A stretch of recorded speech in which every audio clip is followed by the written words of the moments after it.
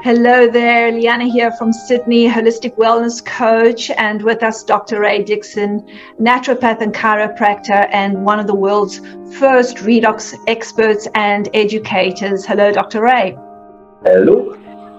The Redox Connection is a project that we're working on just to get out there and discuss about our beautiful bodies and what we can do in taking responsibility for our overall well-being.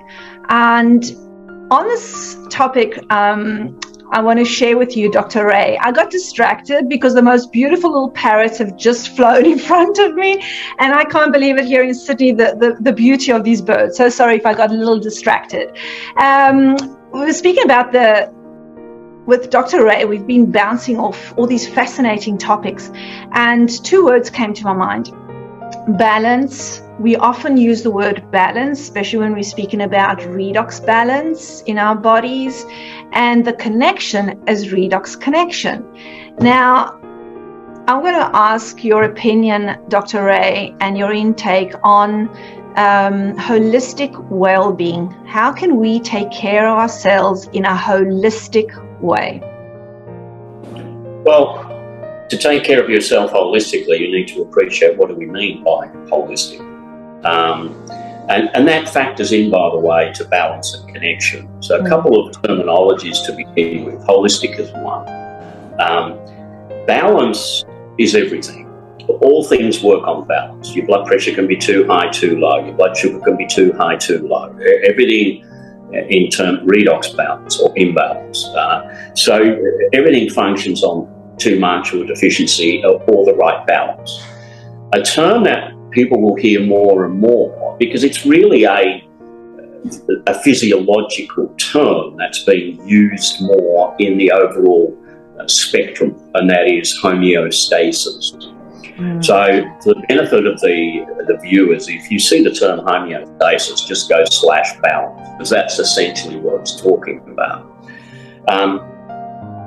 It's interesting when you look at the two underpinning philosophies regarding health and well-being. If you go back, and anyone can look these up for detail, but you can go and look up mechanistic thinking, mechanism, or you can look up vitalism. So they kind of appear conflicting. There is a ground where they can meet, which I'll try to convey, but they also, if you take them to their extremes, there is an element of confliction. Now, the vitalistic model, which is actually the one that underpins all of natural healing thinking, holistic thinking. So it doesn't matter whether that's chiropractic philosophy with innate intelligence or whether it's homeopathic philosophy with the vital force, or whether it's naturopathic philosophy, they will all talk about holism, treating the body holistically. In other words, the body's not just a whole bunch of separate cells and separate organs, which is the dissection model, which is the mechanistic model. It's, you can dissect it all out and analyze it into the fine detail, but to package your health in its entirety, you need to bring it all back to holistically looking at everything. Your nervous system is not disconnected from any other system. Your endocrine hormonal system is not separated from any other system. Your diseases are not as separated as they are often portrayed to be. They actually affect each other. That's the mechanistic model, the dissection model, the separating things out, as has happened in allopathic medicine and specialisation, by the way.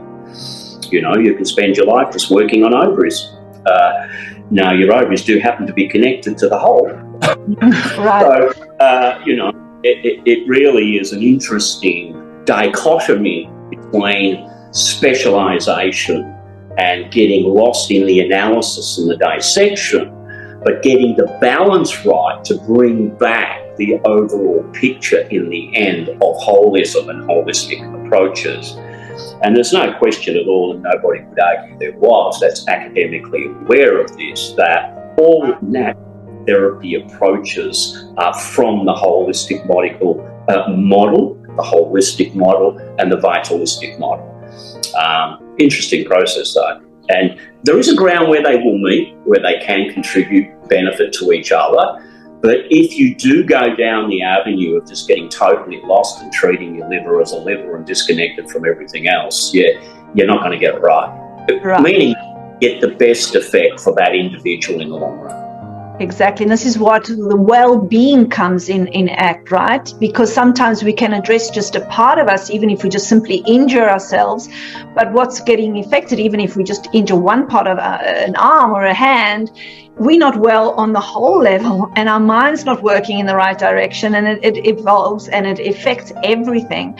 So this approach in taking responsibility of seeing how we can take care of ourselves and support ourselves on a holistic approach, mind, body, soul, spirit, functioning, and becoming responsible with what we think, what we eat, how our environment, it all has an impact on our well-being. Is that correct? Oh, absolutely. I mean, the whole affects the minutiae of the body, and the minutiae, though, affects the whole. These they affect each other. And so, if, you can't just stabilize a blood sugar problem with a drug and think you're cured. You're not. You might be able to manipulate it into a normal range, but unless you're addressing the fundamental underlying causes of that problem, which is the holistic well-being model, well, you're kind of kidding yourself. You'll be okay for a while, and then it will go out of that normal range again, because you haven't addressed the underlying causes, the holistic model. Beautiful, love that. And bringing it always back to the redox connection, the balance. This is something that I'm reading more and more about. It's the redox balance in our body. Can you explain that a bit more? Well, the balance is really between, there's two factors with redox signaling molecules. There's numbers and there's balance. Now remember, there's two categories. We did a whole other video on that. And the two categories of redox molecules is the reductants and the oxidants. And we've already taught that you produce redox molecules at healthy puberty. And we've already taught that from healthy puberty, the average decline in production of these trillions and trillions of molecules by the second, by the minute, by the hour, by the day, are declining from peak healthy puberty. That's part of, not just part of the aging process, it's now viewed as probably causing the aging process. We don't have enough of it.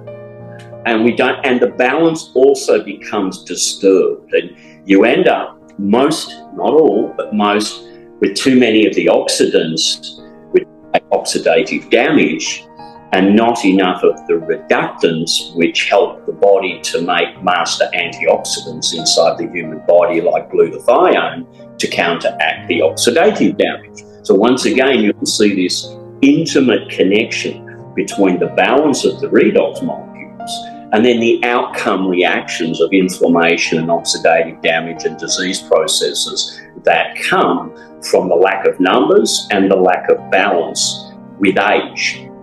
So if we took 1% decline per year, I'm 66, let's say I peaked at healthy 16, and I say healthy 16, if you're a 16-year-old, you're already in deficiency. So I would now be making 50% less of trillions and trillions of molecules necessary for the health and functioning and well-being of myself. Right. That's going to introduce us to a further topic in the next days, because you've just touched other points that we would love to explore. But for now, thank you, Dr. Ray, for joining us today. And just remember that healthy cells, healthy you, happy you. See you soon, Dr. Ray, and thank you. Bye.